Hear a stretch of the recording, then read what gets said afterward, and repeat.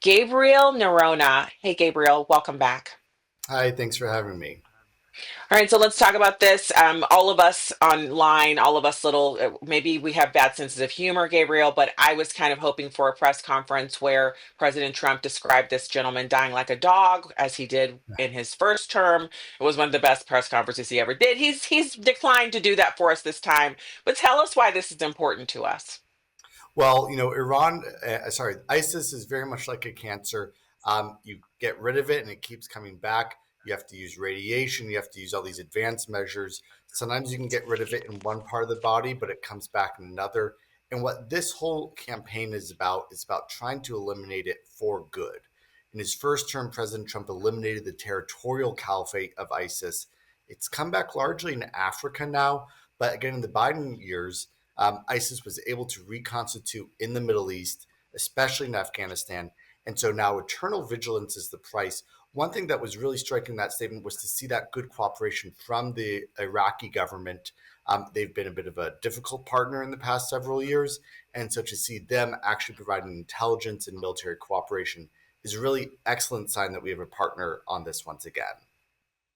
Yeah, I love that point that you're making because one of the sore spots for us has been, even though we've put enormous amounts of cash, resources, and even training mechanisms in place to boost these partnerships, we've not really gotten a lot back out of it. It seems like we have to have, more than the minimum boots on the ground. We have to have extraordinary intelligence cooperation from other areas, and it's never enough. So this is a really great first step. What do you think inspired this? Is it that they prefer to work with President Trump, or is it the timing? What spurred them on in this way? The past several years, the Iraqi government has been cozying up very closely to Iran, and the whole Islamic Republic has really co-opted the entire government. They've bribed and bought so many of their military officials to advance their interests instead of the United States' interests. One thing that we saw last year with Hamas destroyed, with Hezbollah collapsing, and the Syrian government gone, is the Iraqi government realized the Iranians were not the great partners and stable partners that they thought they were, and so now they're looking to come back to the United States to kind of help them and save them. And so they are trying to now realign away from Iran towards the United States. One of the good things is President Trump has sort of said, look, I'm not going to make this easy on you. We are now a lot more valuable to you than you thought it was. So you have to work with us, cooperate with us, and show that good faith partnership if we're going to go back and work with you and send any more money to Iraq.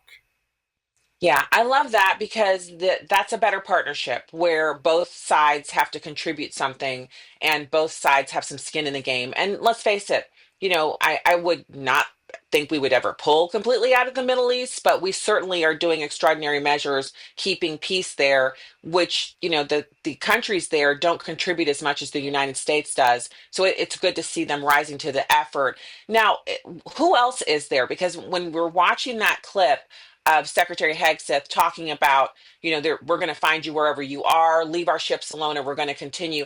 You mentioned a cancer, and kind of it's coming back, and you're coming out of remission. It's there again. It's there again.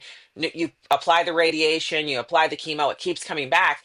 I've heard other analysts describe the Houthi rebels and the Yemenis. They'll say no matter how many of them you kill, there are always new ones, and the activity, the terror activity, never stops. What's the new strategy here? So the big thing here to remind ourselves about the Houthis is that they are funded, trained, and equipped by the Iranian regime. And so one of the things is preventing those supply lines from being able to be used to put more equipment into Yemen in the first place. And so what we often see is boats, large dhows, and large ferries carrying massive amounts of cash and weapons into Yemen. That is going to stop now. I think you're going to see a lot more military interdictions from the Trump administration to block those shipments from coming in the first place. And then the maximum economic pressure on Iran is going to bankrupt the regime so they won't have the flexibility to do that. That is going to be incredibly important into, again, choking off the Houthis. But that has to be paired with two things: a military campaign, which is now underway, as well as a diplomatic solution to try to get the legitimate government of Yemen back in control and able to reclaim their territory and prevent the Houthis from launching these basically pirate attacks against the international shipping community. that and this is important to note, have cost the international community $20 billion in lost economic output because of these attacks. Wow, that's damaging. So, I was watching another news story where they were talking about traversing this waterway when the Yemenis and the Houthis attack and it becomes unpassable. They have to go all the way around, and it can add an additional $1 million to a trip because of the length and duration. It could take an extra 2 weeks. That means you have delays in products getting to the shelves and possibly even spoilage for things that might be perishable. So this is actually more important than we might actually think here in the US. Exactly, and it's actually contributed to inflation because, again, all costs are passed on to the consumers. If the cost to get a good from China doubles, that means that you, the consumer, are paying double. And so part of this is if we can get that international maritime shipping back through the Suez Canal, through the Red Sea, we'll be able to fix some of these issues and hopefully get those costs down for consumers. So yes, this is in the national security interest, partly because it's going to help average everyday Americans. Like you said, $1 million per ship. Well, there's been 20,000 ships that have diverted around to go the long way. That's why I said the $20 billion. Also, even if you care about the environment, the amount of emissions alone in 6 months cost 23 million tons of extra CO2 to be emitted into the environment because these massive tankers are real gas guzzlers and hurting the environment too. Wow. Okay. So, as per your usual, you have given us a lot to think about here, lots of detail and background information. We so appreciate it. Gabriel Noronha, Executive Director of Polaris National Security, thank you so much for joining here.